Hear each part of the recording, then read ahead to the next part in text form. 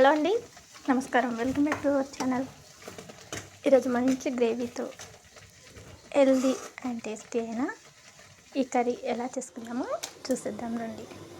దానికోసం ముందుగా stove on చేసుకొని దానిపైన ఒక గ్లాస్ వాటర్ వేసుకొని వాటర్ బాగా హీట్ అయిన తర్వాత దీంట్లోకి ఒక కప్పు మిల్ మేకర్స్ అనేటివి వేసుకోవాలి.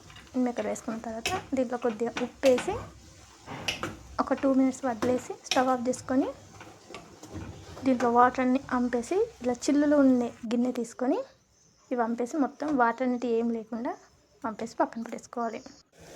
తర్వాత ఇవి వేరే గిన్నెలోకి తీసుకొని దీంట్లోకి ఒక కప్పు పెరుగు, చిటికెడు పసుపు,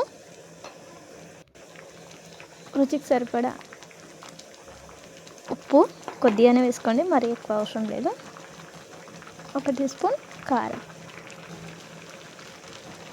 1/2 టీ స్పూన్ గరం మసాలా వేసుకొని ఈ మొత్తం కలిసేటట్లు ఇలా ఒకసారి బాగా కలిపి పక్కన పెట్టేసుకోవాలి. ముందుగా చిన్న రిక్వెస్ట్ అండి, మన ఛానల్ ఎవరైనా ఫస్ట్ టైం చూస్తే సబ్స్క్రైబ్ చేసుకోండి. వీడియో నచ్చితే లైక్ చేయండి, కామెంట్ చేయండి, స్కిప్ చేయకుండా చూడండి. అలానే అయితేనే మనం ఎలా చేస్తున్నాం అనేది అర్థమవుతుంది.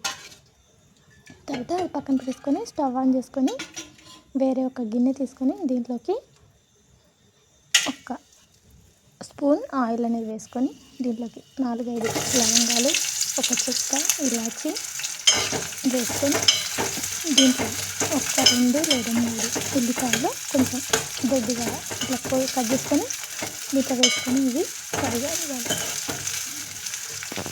ఫస్ట్ టైం నేను ఇది డైరెక్ట్ వాయిస్ ఇవ్వడం కుక్ చేస్తూ తర్వాత ఒక 2 minutes మూత పెట్టేసి వదిలేస్తే అప్పుడు మనకి కలర్ చేంజ్ అవుతాయి. అప్పుడు కలర్ చేంజ్ అయినప్పుడు మళ్ళీ ఒకసారి మూత తీసి ఇలా కలుపుకోవాలి. మంచి కలర్ వచ్చేంత వరకు ఇవి వేయించుకొని వీటిని ఒక గిన్నెలోకి తీసి పక్కన పెట్టుకోవాలి. ఎలా ఉందో చెప్పండి. డైరెక్ట్ వాయిస్ ఇస్తే బాగుందా లేదంటే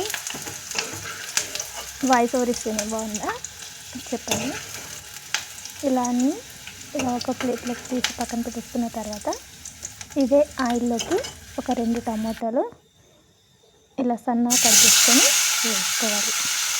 ఒకసారి వీటిని కలిపేసుకొని మళ్ళీ ఒక 2-3 minutes వీటిని వదిలేస్తే ఇది మొత్తం టమాటా అనేది దగ్గరికి వచ్చి మంచిగా ఉడుకుతుంది. హై ఫ్లేమ్లో పెట్టుకోవద్దు, తొందరగా మాడిపోతుంది. మీడియం ఫ్లేమ్లో పెట్టుకోవాలి. తర్వాత చూడండి టమాటా మొత్తం ఇలా దగ్గరికి వచ్చింది కదా, అప్పుడు ఒకసారి మూత తీసి కలుపుకోవాలి. ఇలా కలిపేసుకొని వీటిని కూడా కొంచెం చల్లారి పెట్టుకోవాలి. ఒక 2 minutes 5 minutes అయితే చల్లారిపోతుంది కదా, అప్పుడు ఇవన్నీ ఒక మిక్సీ గిన్నెలో వేసుకొని ఇలా పేస్ట్లా రెడీ చేసి పక్కన పెట్టేసుకోవాలి. తర్వాత స్టవ్ ఆన్ చేసి ఒక కడాయి పెట్టుకొని దీంట్లోకి ఒక 3 టేబుల్ స్పూన్ల ఆయిల్ అనేది వేసుకోవాలి. ఆయిల్ హీట్ అయిన తర్వాత దీంట్లోకి కొద్దిగా ఆవాలు, 1/2 టీ స్పూన్ జీలకర్ర వేసి కొంచెం వేగిన తర్వాత దీంట్లోకి సన్నగా కట్ చేసుకున్న ఉల్లిపాయలు, పచ్చిమిర్చి వేసి ఒక 2 రెబ్బల కరివేపాకు వేసుకొని ఈ మొత్తం కలిసేటట్టు ఇలా కలుపుకోవాలి. ఇలా కలిపేసుకొని కొంచెం ఈ కలర్ చేంజ్ అయిన తర్వాత దీంట్లోకి ఫ్రెష్గా దంచి పెట్టుకుని అల్లం వెల్లుల్లి పేస్ట్ వేసి ఇలా పచ్చి వాసన పోయేంత వరకు ఇలా కలుపుకోవాలి.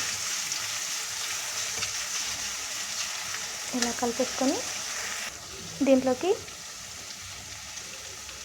చిన్న స్పూన్ దీంట్లో కొంచెం చిటికెడు పసుపు, అంటే ముందుగానే మనం దాంట్లో వేసుకున్నాం కాబట్టి కొంచెం తగ్గించి వేసుకోండి, లేదంటే మరీ ఎక్కువైపోతుంది. తర్వాత కొంచెం చిటికెడు పసుపు వేసుకొని ఈ మిక్సీ పట్టి పెట్టుకున్న ఈ పేస్ట్ అనేది దీంట్లోకి వేసుకొని ఇలా మొత్తం ఆయిల్ కలిసేటట్టు ఇలా కలుపుకోవాలి. ఇది మంచిగా ఫ్రై కానివ్వాలి. ఇలా ఆయిల్లో ఇలా వేసుకొని ఇది మొత్తం తిప్పుకొని ఆయిల్ మొత్తం దీనికి కలిసేటట్లు చూసుకొని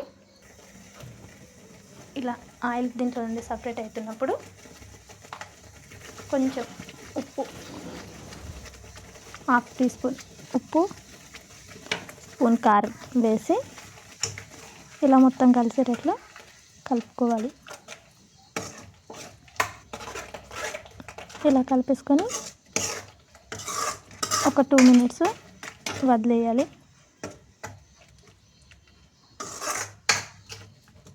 దీంట్లో నుంచి ఆయిల్ అనేది సపరేట్ కావాలి. మంచిగా కొంచెం ఉడికేంత వరకు ఉంచి తర్వాత మనం పక్కన రెడీ చేసి పెట్టుకున్న మిల్ మేకర్స్ అనేటివి దీంట్లోకి ఇలా వేసేసుకోవాలి. ఇలా వేసుకొని ఇలా మొత్తం కలిసేటట్లు కలుపుకోవాలి.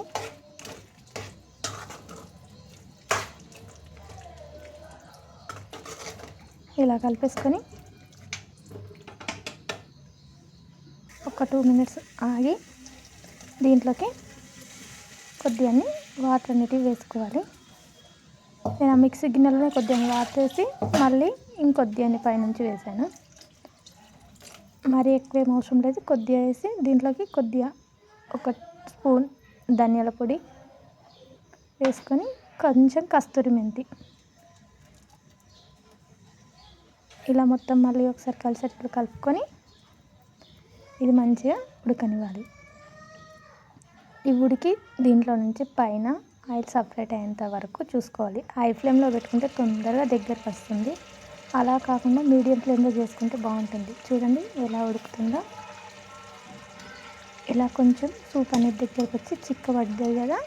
ఇప్పుడు స్టవ్ ఆఫ్ చేసుకొని ఒక ప్లేట్లోకి తీసుకొని తింటే చపాతీ, రైస్ దేంట్లోకైనా సూపర్గా ఉంటుంది. ఈ కర్రీ ఒకసారి ట్రై చేయండి. ఎలా ఉందో కామెంట్లో చెప్పండి.